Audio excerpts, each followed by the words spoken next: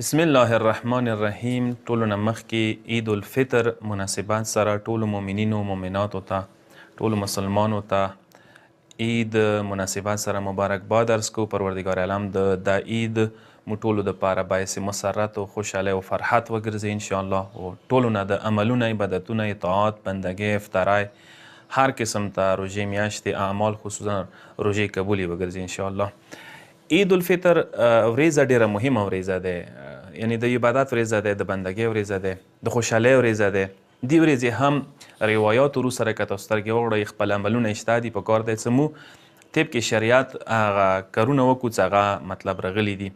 هغوی کې ټول نه مهم شی دا دی، اول عبادت، اول عمل دا دی چې کله چې عید ورځه وي اول څه ته راپاڅېږي سبې اول په کار دی ته فطره که نه د وي ویر کړي هغه بیله که جدا یې که هغه کېږده وه چې دا فطرې وله روپۍ شولې ویلې څه فطره المنځن یا مقدمه، لکه څنګه سوره اعلی کې 14-15 نمبر آیه کې پروردګار یې چې قد افلح من تزکا وذکر اسم ربه فصلی، یعنی اول تزکیه دی چې مال صفه کوله دی، بیا وذکر اسم ربه فصلی، بیا د خدای المنځ و عبادت دی.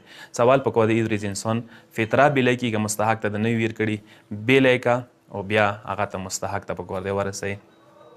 دویم عمل عید ورځه چې انسان په کور غسل وکړي، چې راپاڅېږي فطره د بیله که هغه نه بعد غسل وکړه. غسل ټایم کوم دی؟ طلوع فجر، سبې اذان نه ونیسه تا عید المنځه پورې دا ټایم دی. او خپله غسل دعا یاد چې سکرین باندې به هم درته شو شي، اللهم ایمانا بک و تصدیقا بکتابک و اتباع سنت نبیک محمد صلی الله علیه و آله. هغه نه بعد بسم الله ویه، غسل وکړه. غسل نه بعد اللهم اجعله کفارة لذنوبی وطهر دینی اللهم اذهب عني الدنس، یعنی پروردګاره د غسل ما ګناهانو دپاره کفاره وګرځئ، دین کې مطهرات راولې و نجاسات و کثافات نه برطرف کړي. دا دعا د سکرین باندې به ته راشي. او که چا نه ولا فرق نه کوي همداسې سمپل ساده طریقې سره غسل وکړي هم صحیح دی. هغه نه علاوه دریم عمل نه چې انسان بیا هغه نه بعد غسل نه بعد صفا سوتره نوي جامې وي، ښه خبره، خو صفا سوتره مهمې دي، نوي دوره مهم نه، صفا تمیز جامې مهمې انسان واچوي. بیا څلورم عمل دی چې هغه نه بعد ته المنځه نه مخکې اول افطار وکړه. اول ته مطلب دا چې پړشمای د ککړې وي نو اول ته روژه ماته که د دغې ورځې نه افطار وکړه. افطار چې شی دی مطلب روژه خو نشي ساتی، خو مطلب دا چې چونکې شی د خوړل نه دی اول افطار وکړه. افطار کې راغلي دي مستحبات دا چې ته خرما سره افطار وکړې بهتره دی.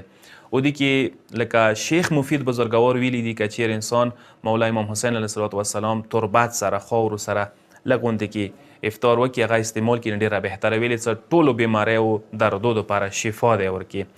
هغه نه علاوه دعا دی چې کله ته المنځه ته روانېږي، یوه دعا د مفاتیح الجنان کې شته دی که هغه تاسو وکسوئ، دعا د خپل الویستی شي. بیا هغه نه بعد عید الفطر المنځ دی چې انسان یې په کار دی وکړي. مستحباتو المنځونه دی او ډېر زیات تاکید په شوی دی زمانې مولا چې کله امام وي هغه ټایم کې دا المنځ واجب دی، کله هغه نشته دی مولا نشته دی نو دا مستحب المنځ دی او کل سهارا کې وشي بهتره دی. وام عمل یو دا دی چې 46 نمبر صحیفه سجادیه که چه سخونو کوي که موبایلو کې وي هغه کې 46 نمبر الوداع یوه دعا دی دا الویستی شي چې په کار انسان یې ولولي.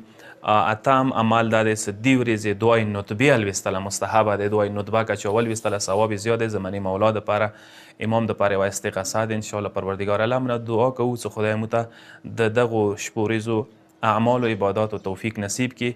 والسلام علیکم ورحمة الله وبرکاته.